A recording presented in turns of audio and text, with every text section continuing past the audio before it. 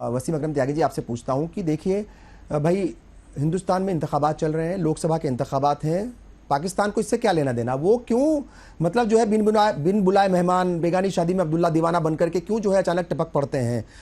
क्या इसके पीछे कोई सोची समझी रणनीति है या कहीं कोई मतलब जो है मैच फिक्स है या क्या है ये कहानी कि कभी ना कभी देखिए ये हमेशा होता है? देखिए, ये तो उन्होंने सोशल मीडिया साइट पर लिखा है जी, वहां कोई किसी तरह का बैन तो है नहीं। आप एक काम करिए, आप इतने दिन से सरकार चला रहे हैं, आप सोशल मीडिया साइट को, पाकिस्तान से संचालित होने वाले हैंडल को आप भारत में बैन क्यों नहीं करते?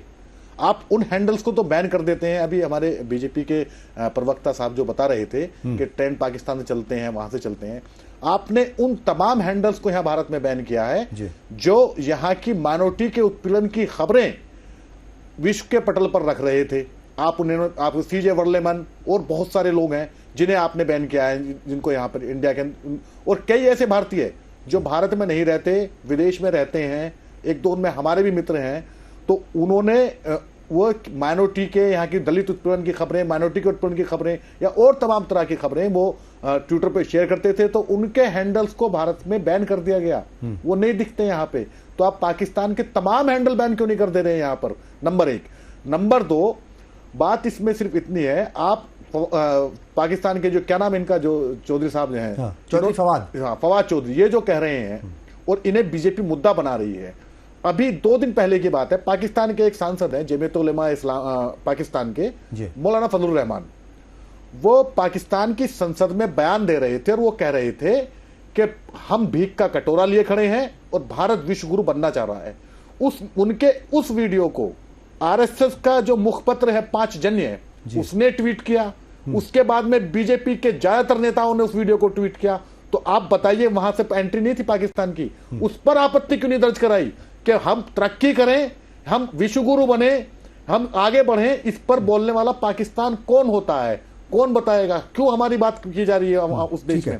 फवाद ने बोल दिया, आपने उसको मुद्दा बना लिया।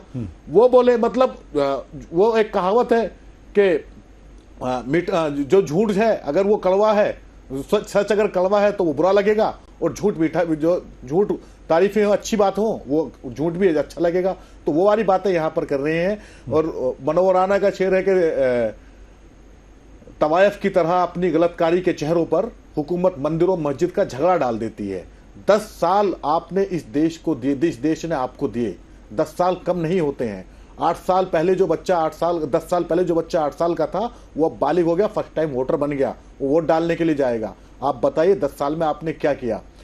खेमचंद तो बताया ना, खेमचंद जी ने बताया, खेमचंद जी बता रहे हैं कि सिलेंडर दे दिया, घर दे दिया। आप बताइए 2 करोड़ रोजगार का कितना बड़ा वादा था? 20 करोड़ को मिल जाना चाहिए था। ठीक है, आप बता दीजिए, आप 1 करोड़ का ही बता दीजिए कि 1 करोड़ को रोजगार दिया। आपने तो कह दिया कि आत्मनिर्भर बनिए, आत्मनिर्भर बन जाइए। आत्मनिर्भर बनने वाले लोग आपने देखे, उनकी तस्वीरें आपने देखी। जब आपने बिना किसी पूर्व सूचना के लॉकडाउन लगाया, तो दिल्ली से लेकर बिहार तक, मुंबई से बिहार तक, किस तरह मजदूर पैदल सड़कों पर गए, उनकी तस्वीरें आपने देखी। किस तरह उन लोगों ने दम तोड़ दिया, वो तस्वीर आपने देखी। तो आप उन्हें तो सुधार नहीं पाए। और ये चुनाव के वक्त जब आप जनता के बीच में जाने का वक्त आया, तब आप हिंदू मुसलमान, पाकिस्तान, आरक्षण, ये सब ले आए। अभी कल वो कह रहे थे कि मैं जब तक जिंदा हूं मुसलमानों को धर्म के आधार पर आरक्षण नहीं दूंगा। कौन मांग रहा है आपसे आरक्षण? किस मुसलमान ने कहा कि हमें धर्म के आधार पर आरक्षण चाहिए? आरक्षण सामाजिक उत्थान के लिए दिया जाता है। ये किसी बात का नहीं जानते। हिमांशु जी एक जवाब ले लेते हैं। तो ये जो इस तरह की बातें हैं, अनर्गल बातें, चुनाव को मुद्दों से डाइवर्ट करने वाली बातें, लेकिन ग्राउंड पर इनका असर नहीं हो रहा है। जिस चुनाव को गरमाने की ये बात करते हैं, वो चुनाव नहीं गरमाया जा रहा है। बीजेपी के सपोर्टर कई हैंडल हैं, उन्होंने पहले फेस के बाद लिखा ट्विटर पे कि प्रधानमंत्री से अपील है, ट्वीट करके कि प्रधानमंत्री से अपील है कि चुनाव को गरमा दीजिए।